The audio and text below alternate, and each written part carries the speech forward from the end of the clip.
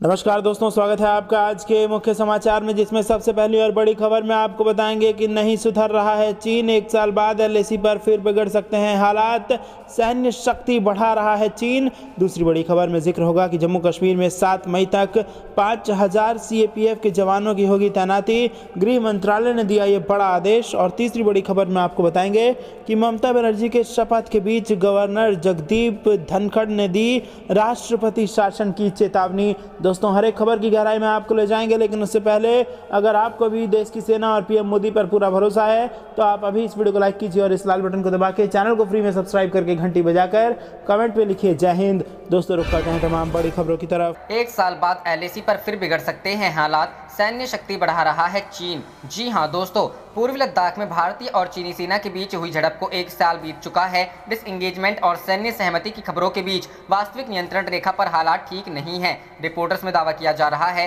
कि चीन अब गहरे इलाकों के साथ साथ एलएसी पर भी अपनी सैन्य शक्ति बढ़ा रहा है। पड़ोसी के इस कदम से सीमा पर हालात सामान्य होने के संकेत नहीं मिल रहे हैं। जैसे जैसे क्षेत्र में सर्दियों का प्रभाव कम हो रहा है, वैसे ही चीन की पीपुल्स लिबरेशन आर्मी ने एलएसी से 25 से 120 किलोमीटर अंदर तक अपनी अस्थायी व्यवस्था को स्थायी करने का काम तेज कर दिया है। टाइम्स ऑफ इंडिया की रिपोर्ट के अनुसार एक वरिष्ठ अधिकारी ने मंगलवार को बताया, पूर्वी लद्दाख के अग्रिम मोर्चों पर पीएलए की नई टुकड़ियां नहीं आई हैं, लेकिन चीन ने तनाव वाले क्षेत्र में सैन्य शक्ति बढ़ाने के बीच बलों की अच्छी खासी संख्या को बरकरार रखा है। उन्होंने बताया, उदाहरण के लिए हाल ही के कुछ दिनों में रूटोंग कंट्री इलाके में काफी ज्यादा गतिविधि देखी गई है। यह इलाका पैंगोंग त्सो के मचान क्षेत्र के रूप में काम कर सकता है, क्योंकि यह करीब 100 किलोमीटर की दूरी पर है। उन्होंने जानकारी दी, पीएलए बेहतर सड़क और संपर्क के कारण तेजी से काम कर सकती है। बीते साल 5 से 6 मीटर को पैंगोंग त्सो के उत्तरी किनारे पर चीनी और भारतीय सेना के बीच भी झड़प हो गई थी। इसमें दर्जनों सैनिक घायल हो गए थे। इसके बाद 9 मई के उत्तरी सिक्किम के नाकोला में भी इस तरह की घटना हुई थी।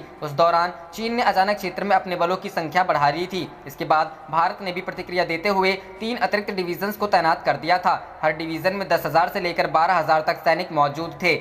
सैन्य चर्चा का परिणाम क्या हुआ? दोनों पक्षों के बीच 15 जून को गलवान घाटी में जमकर हिंसा हुई, जिसमें कई जवान शहीद हुए थे। हालांकि कई कूटनीतिक और सैन्य वार्ता के बाद दोनों सेनाएं फरवरी में पैंगोंग त्सो से डिसएंगेजमेंट के लिए तैयार हो गई थी, लेकिन तब से पीएलए ने गोगरा, हॉट स्प्रिंग, डेमचौक और देपसांग के मैदानों से हटने के लिए मना कर दिया था। रुख करते हैं अगली खबर की तरफ। जम्मू कश्मीर में 7 मई तक 5000 सीएपीएफ के जवानों की होगी तैनात, गृह मंत्रालय ने दिया आदेश। जी हां दोस्तों, कानून व्यवस्था की ग्रिड को मजबूत करने के लिए जम्मू कश्मीर के डीजीपी के अनुरोध पर केंद्र ने सीएपीएफ की 50 कंपनियों को केंद्र शासित प्रदेश जम्मू कश्मीर में तैनात करने का फैसला लिया है। जम्मू कश्मीर के डीजीपी ने पिछले महीने 27 अप्रैल को इस सिलसिले में केंद्र को चिट्ठी लिखी थी, जिसमें कानून व्यवस्था और सिक्योरिटी ड्यूटी के लिए सीएपीएफ की अतिरिक्त टुकड़ियों को तैनात करने का अनुरोध किया गया था। सीएपीएफ की जिन 50 कंपनियों को जम्मू कश्मीर में भेजा जाएगा, उसमें देश और दुनिया की सबसे बड़ी पैरामिलिट्री फोर्स सीआरपीएफ की 20, बीएसएफ की 10, एसएसबी की 10, आईटीबीपी की 5 और सीआईएसएफ की 5 कंपनियां शामिल हैं।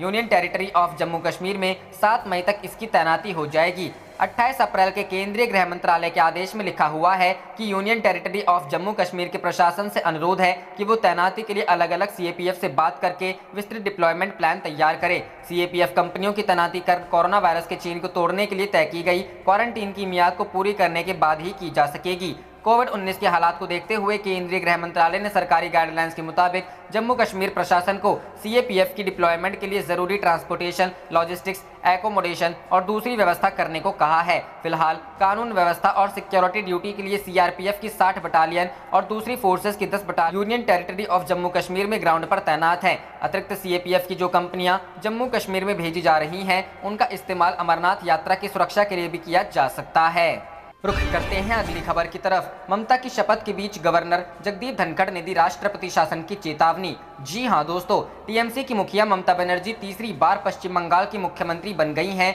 उन्हें गवर्नर जगदीप धनखड़ ने पद एवं गोपनीयता की शपथ दिलाई। एक तरफ गवर्नर ने दीदी को तीसरी बार राज्य के सीएम के तौर पर शपथ दिलाई, तो उससे कुछ वक्त पहले ही उन्होंने एक ट्वीट किया। गवर्नर जगदीप धनखड़ ने ट्वीट किया, ममता बनर्जी, कोलकाता पुलिस और पश्चिम बंगाल पुलिस से मसले को उठाने के बाद भी राज्य में चुनाव के बाद जारी हिंसा पहचान नहीं रही है। इस तरह की हिंसा लोकतंत्र के लिए शर्मनाक है। राज्य में कानून और व्यवस्था के हालात इस तरह से बिगड़ने और नजरअंदाज किया नहीं जा सकता। राज्य में ऐसे हालात जारी नहीं रह सकते। गवर्नर जगदीप धनखड़ के इस ट्वीट को राज्य में उनकी ओर से राष्ट्रपति शासन लगाने की चेतावनी के तौर पर देखा जा रहा है। इससे पहले सोमवार को गवर्नर जगदीप धनखड़ ने राज्य के डीजीपी से बात की थी और चुनाव के बाद जारी हिंसा को लेकर चिंता जताई थी। यही नहीं, उन्होंने मंगलवार को बताया था कि पीएम नरेंद्र मोदी की उनसे बात हुई है और उन्होंने बंगाल में जारी हिंसा को लेकर चिंता जताई है। इस बीच चुनाव से पहले बीजेपी में शामिल हुए एक्टर मिथुन चक्रवर्ती ने चुनाव के बाद जारी हिंसा को रोकने की अपील की है। बता दें कि 2 मई को विधानसभा चुनाव के परिणामों में टीएमसी की जीत का ऐलान होने के बाद से ही राज्य में हिंसा का दौर जारी है। बीजेपी की ओर से नंदीग्राम, दक्षिण 24 परगना समेत राज्य के कई हिस्सों में टीएमसी पर हिंसा का आरोप लगाया गया है। हिंसक घटनाओं के बाद मंगलवार को बीजेपी के राष्ट्रीय अध्यक्ष जेपी नड्डा 2 दिन के दौरे पर बंगाल पहुंचे हैं। उन्होंने राज्य में हिंसा में मारे गए बीजेपी कार्यकर्ताओं के परिजनों से मुलाकात की है। इसके अलावा हिंसक घटनाओं में शिकार कुछ घायलों से भी बातचीत की। रुख करते हैं अगली खबर की तरफ। देश की मदद को तत्पर है भारतीय मूल के अमेरिकी डॉक्टरों का संघ, उपराष्ट्रपति से की ये अपील। जी हां दोस्तों, भारतीय अमेरिकी फिजिशियन ने भारत सरकार से मदद की पेशकश की है। कोविड-19 महामारी की दूसरी लहर के चपेट में आई भारत की मदद के लिए दुनिया के तमाम देश आगे आए हैं। इस क्रम में अमेरिका के एक्सपर्ट डॉक्टर एंथनी फॉसी ने भी भारत को लॉकडाउन, वैक्सीनेशन समेत कई सलाह दिए। भारतीय मूल के अमेरिकी डॉक्टरों को संघ ने उपराष्ट्रपति वेंकैया नायडू और स्वास्थ्य मंत्री हर्षवर्धन से लिखित तौर पर आग्रह किया है। करीब 1000 डॉक्टरों वाले संघ AAPI ने भारत की मदद के लिए $2.6 मिलियन की रकम जमा किया है। AAPI के शीर्ष डॉक्टरों का प्रतिनिधिमंडल जल्द ही स्वास्थ्य मंत्री से वर्चुअली संपर्क करेगा। सैकड़ों भारतीय मूल के डॉक्टर भारत में कोविड-19 मरीजों की मदद के लिए तैयार है। यह मदद ऑनलाइन मुहैया कराई जाएगी। यह जानकारी AAPI के उपाध्यक्ष रवि कोहली ने प्रेट को दी। उन्होंने बताया, कुछ कानूनी प्रक्रिया व लाइसेंस के कारण वर्चुअली संपर्क करने में बाधाएं हैं। हम इसके लिए अनुमति चाहते हैं। रुख करते हैं अगली खबर की तरफ। सुप्रीम कोर्ट ने मराठा आरक्षण किया खत्म, कहा 50% की सीमा तोड़ना समानता के खिलाफ। जी हां दोस्तों, महाराष्ट्र सरकार की ओर से दिए गए मराठा आरक्षण को सुप्रीम कोर्ट ने खारिज कर दिया है। 5 जजों की संवैधानिक बेंच ने आरक्षण पर सुनवाई करते हुए कहा है कि इसकी सीमा को 50% से ज्यादा नहीं बढ़ाया जा सकता। इसके साथ ही अदालत ने 1992 के इंदिरा साहनी केस में दिए गए फैसले की समीक्षा करने से भी इनकार कर दिया है। सुप्रीम कोर्ट ने मराठा आरक्षण को खत्म करते हुए कहा कि यह 50% की सीमा का उल्लंघन करता है। अदालत ने कहा कि यह समानता के अधिकार का हनन है। इसके साथ ही अदालत ने 2018 के राज्य सरकार के कानून को भी खारिज कर दिया है। दरअसल महाराष्ट्र सरकार ने 50% सीमा से बाहर जाते हुए मराठा समुदाय को नौकरियां और शिक्षण संस्थानों में आरक्षण का ऐलान किया था। राज्य सरकार की ओर से 2018 में लिए गए इस फैसले के खिलाफ कई याचिकाएं सुप्रीम कोर्ट में दायर की गई थीं, जिन पर सुनवाई करते हुए शीर्ष अदालत ने यह फैसला सुनाया है। असाधारण स्थिति में आरक्षण। 5 जजों की पीठ ने 4 अलग अलग फैसला दिया है, लेकिन सभी ने माना कि मराठा समुदाय को आरक्षण नहीं दिया जा सकता। आरक्षण सिर्फ पिछड़े वर्ग को दिया जा सकता है। मराठा इस कैटेगरी में नहीं आते। सुप्रीम कोर्ट ने कहा कि जस्टिस गायकवाड़ कमीशन और हाईकोर्ट दोनों ने असाधारण स्थिति में आरक्षण दिए जाने की बात की है, लेकिन दोनों ने नहीं बताया कि मराठा आरक्षण में असाधारण स्थिति क्या है। संविधान पीठ ने मामले में सुनवाई 15 मार्च को शुरू की थी। बॉम्बे हाईकोर्ट ने जून 2019 में कानून को बरकरार रखते हुए कहा था कि 16% आरक्षण उचित नहीं है और रोजगार में आरक्षण 12% से अधिक नहीं होना चाहिए और नामांकन में यह 13% से अधिक नहीं होना चाहिए। हाईकोर्ट ने राज्य में शिक्षण संस्थानों और सरकारी नौकरियों में मराठाओं के लिए आरक्षण के फैसले को बरकरार रखा था। केंद्र ने सुप्रीम कोर्ट में क्या कहा था?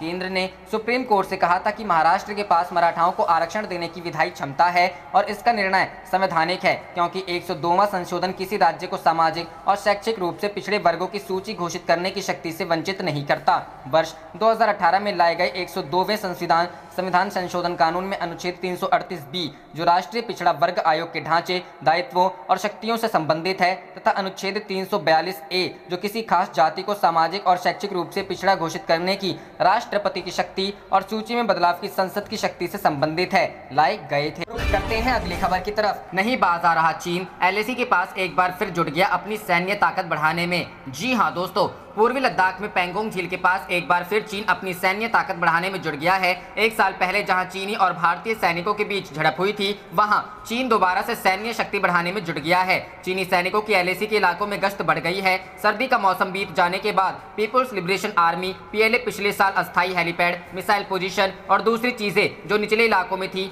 और बढ़ती दिख रही है। पूर्वी लद्दाख में चीनी सेना ने एक बार फिर अपनी स्थिति मजबूत कर ली है। चीन की ओर से टकराव वाले इलाके के आसपास सैनिकों की संख्या बढ़ी है। पिछले साल 5-6 मई के दिन पेंगोंग के उत्तरी इलाके में झड़प हुई, जिसमें दोनों ओर से दर्जनों सैनिक घायल हुए। 9 मई को फिर एक बार झड़प हुई। जून के महीने में पेंगोंग झील वाले इलाके में हिंसक झड़प हुई। 15 जून को 45 साल में पहली बार गलवान घाटी में झड़प में भारत के 20 सैन्यकर्मी शहीद हो गए। वहीं चीन के भी कई सैनिक मारे गए। रुख करते हैं अगली खबर की तरफ। रिटायर्ड मेजर जनरल बख्शी ने पूछा, कोरोना का म्यूटेशन चीन विरोधी देशों में ही क्यों हुआ? जी हाँ दोस्तों, देश में कोरोना की दूसरी लहर व वायरस के बार बार रूप बदलने यानी म्यूटेंट होने के बीच retired major general GD Bakshi ने कुछ तार्किक सवाल किए हैं। उन्होंने मंगलवार को ट्वीट कर पूछा कि कोरोना वायरस चीन के वुहान से निकला, वहां इसका कोई म्यूटेशन क्यों नहीं हुआ? इसका म्यूटेशन भारत में ही क्यों हुआ, पड़ोसी देशों में क्यों नहीं? रक्षा विशेषज्ञ बख्शी ने यह भी सवाल किया कि कोरोना ने पाकिस्तान या बांग्लादेश में रूप क्यों नहीं बदला? ब्रिटेन व यूरोप में इसका म्यूटेशन हुआ, जो कि चीन विरोधी देश है। बता दें, कोरोना वायरस की उत्पत्ति से लेकर उससे जुड़े तमाम मसलों में चीन घेरे में है। हालांकि विश्व स्वास्थ्य संगठन यानी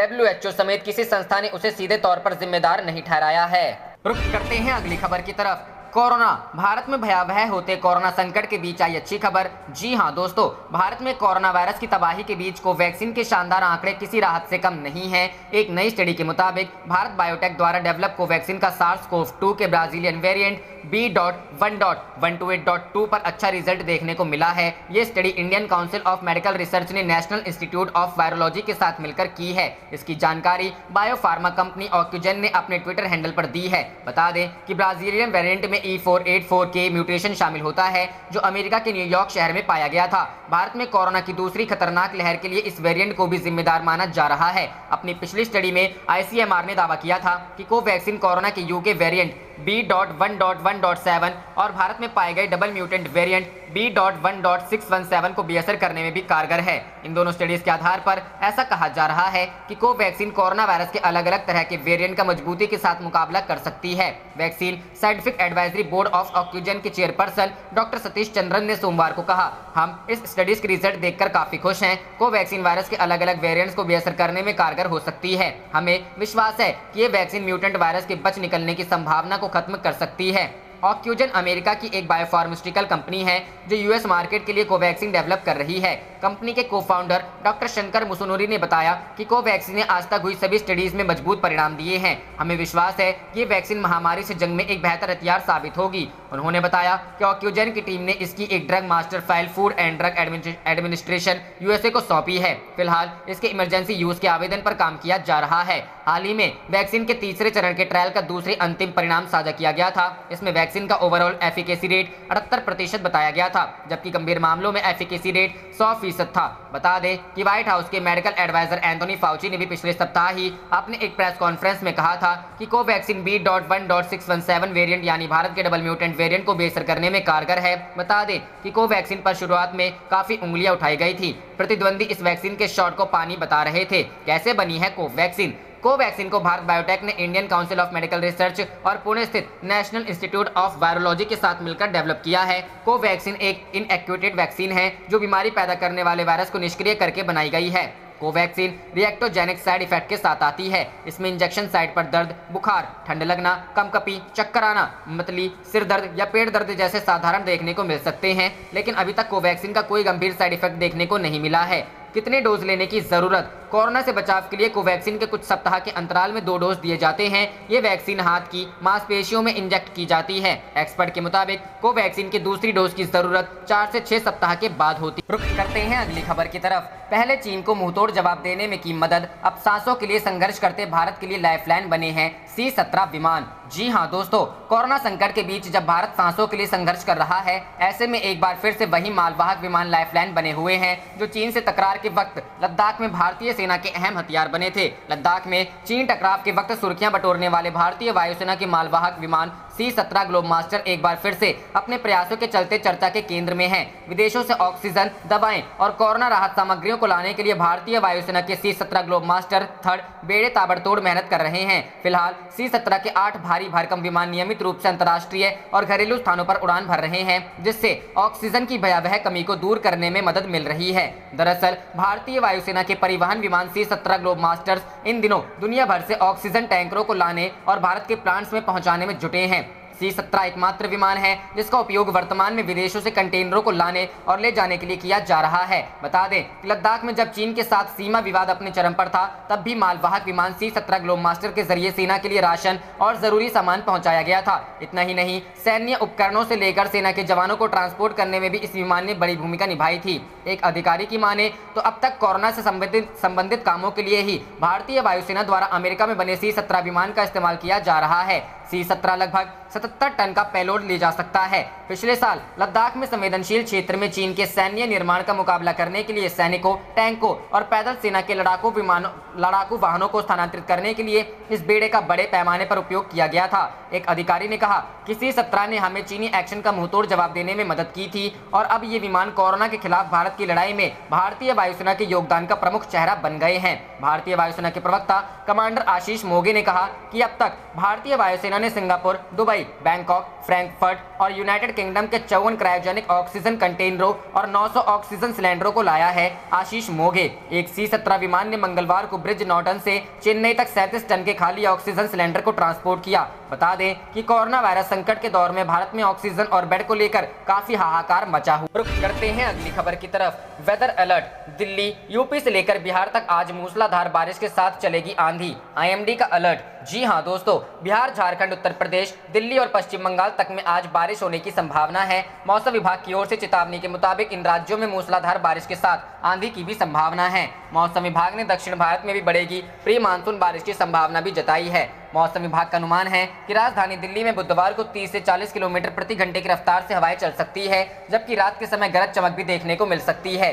गुरुवार को धूल भरी हवाओं के साथ बूंदाबांदी की संभावना है। वहीं यूपी, बिहार का भी मौसम पिछले कुछ दिनों से बिल्कुल सुहाना बना हुआ है। मौसम विज्ञान जारी कर बिहार के कई हिस्सों में तेज बारिश, आंधी और ओलावृष्टि का पूर्वानुमान जताया है। उत्तर प्रदेश से लेकर असम तक ट्रफ लाइन बनने के कारण राज्य में मंगलवार को भी आंधी के साथ बारिश हुई थी। इस तरह की स्थिति 8 मई तक बनी रहने की संभावना है। बता दें कि झारखंड के गिरिडीह जिले में बीते 5 दिनों से तेज आंधी तूफान के साथ बारिश हो रही है और इस दौरान प्रतिदिन बिजली गिरने की घटनाएं हो रही है। मंगलवार को इन घटनाओं में वहां 3 लोगों की मौत हो गई। रुख करते हैं अगली खबर की तरफ। इमरान खान को झटका, पाकिस्तान के खिलाफ यूरोप ने उठाया ये कदम। जी हां दोस्तों, पाकिस्तान की इमरान सरकार का दांव उल्टा पड़ता नजर आ रहा है। पाकिस्तान सरकार ने कट्टरपंथी इस्लामिक पार्टी तहरीक-ए-लब्बैक पाकिस्तान के आगे घुटने टेकते हुए संसद में फ्रांसीसी दूत के निष्कासन पर एक प्रस्ताव लाने का ऐलान किया था। साथ ही यूरोपीय देशों में ईशनिंदा कानून बनाने की वकालत की थी, लेकिन प्रधानमंत्री इमरान खान का ये कदम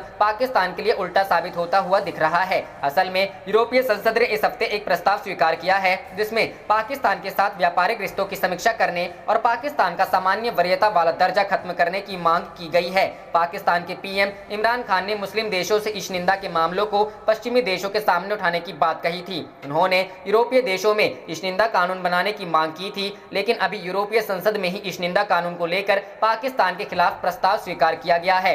यूरोपीय संसद का यह प्रस्ताव पाकिस्तान के ईशनिंदा कानूनों से संबंधित है। प्रस्ताव में शफ़क़त इमैनुअल और शगुफ्ता कौसर के मामले का जिक्र किया गया है।